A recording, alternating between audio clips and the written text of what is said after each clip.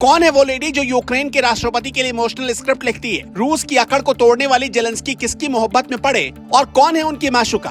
पूरी दुनिया में जेलेंस्की की बहादुरी की तारीफ हो रही है। रूस की अकड़ के खिलाफ चट्टान की तरह खड़ा रहने वाले जेलेंस्की ने दुनिया को बता दिया कि भले ही यूक्रेन रूस की तरह सुपर पावर नहीं है, लेकिन यूक्रेन के लोग हौसले और हिम्मत वाले हैं। जेलेंस्की आखिर इतना मोटिवेट कैसे रहते हैं? कहते हैं एक सक्सेसफुल इंसान के पीछे एक महिला का हाथ होता है। ठीक यही चीज जेलेंस्की पर भी लागू होती है। वोलोदिमीर जेलेंस्की की पत्नी का नाम ओलेना जेलेंस्की है। ओलेना जेलेंस्की 44 साल की हैं और पेशे से स्क्रिप्ट राइटर हैं। यूक्रेन की फर्स्ट लेडी होने के बावजूद उनका कोई आधिकारिक ऑफिस नहीं है। मतलब कि एक देश के सर्वोच्च नेता की पत्नी होकर भी ओलेना जेलेंस्की एक सीधी सादी महिला की तरह रहती है। जेलेंस्की की प्रेम कहानी कभी न मिटने वाली प्रेम कहानी की तरह है। ओलेना जेलेंस्की का जन्म मध्य यूक्रेन के कीवो रॉक शहर में हुआ था और इसी शहर में यूक्रेन के मौजूदा राष्ट्रपति वोलोदिमीर जेलेंस्की पले बढ़े। ओलेना और वोलोदिमीर जेलेंस्की की मुलाकात अपने कॉमन फ्रेंड्स के थ्रू हुई थी।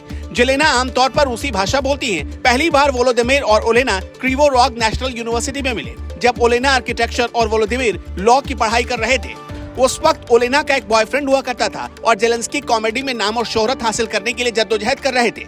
इसी कॉमेडी ने ओलेना और वोलोदिमीर को आपस में एक करवा दिया। वोलोदिमीर जेलेंस्की यूक्रेन के सबसे बड़े एंटरटेनमेंट एजेंसी ग्रुप क्वार्टल 95 के संस्थापक हैं। इसी ग्रुप क्वार्टल 95 में जेलेना ने बतौर स्क्रिप्ट राइटर ज्वाइन किया था।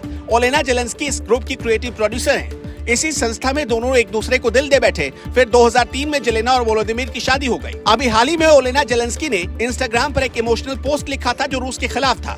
इधर पुतिन सिर्फ यूक्रेन से ही नहीं बल्कि रूस से भी परेशान है। वैसे तो चीन यूएन में किसी भी तरफ नहीं गया, यानी उसने किसी को भी वोट नहीं दिया, लेकिन रूस को चीन से सस्ता टायर खरीदना बहुत भारी पड़ गया। जो उसने सैनिक साजो सामान के टायर दिए थे वो यूक्रेन की ठंड बर्दाश्त नहीं कर पा रहे। टायर या तो बर्फ में फंस जा रहे या फिर फट जा रहे। नतीजा कि रूसी सैनिकों का काफिला पिछले 5 दिनों से फंसा हुआ है। अभी भी रूस के सैनिकों का करीब 64 किलोमीटर लंबा काफिला एक दिन में कुछ ही 100 मीटर बढ़ पा रहा है। 5 दिन बाद भी ये काफिला क्यों नहीं पहुंच पाया है?